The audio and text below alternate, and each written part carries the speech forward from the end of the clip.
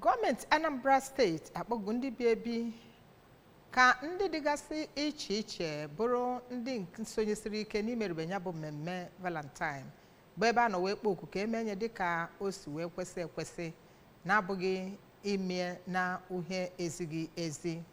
Onye ọrụ anyị Ngozi Obileri gbagharịrị ebe dịgasị iche iche wee nebe anya ka ndị mmadụ si wee merube ya bụ mmemme bụ Feast of Valentine taa. Ka anyị sonyere Ngozi n'akụkụ ya.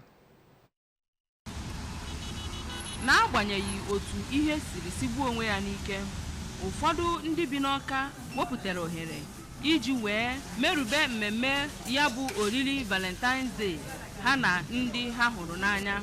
Otu o si wee gosipụta n'ụfọdụ ụlọ nzụmahịa ebe a na-eri oriri na nkwapịa ndị anyị gagasịrị.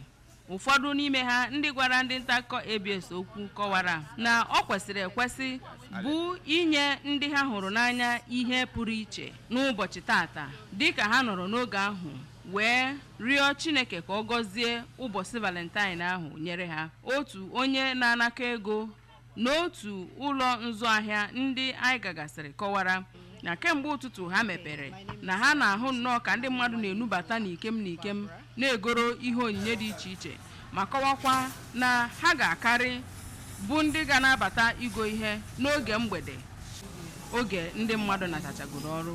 Site n'Awka, abụ m Ngozi Obileri.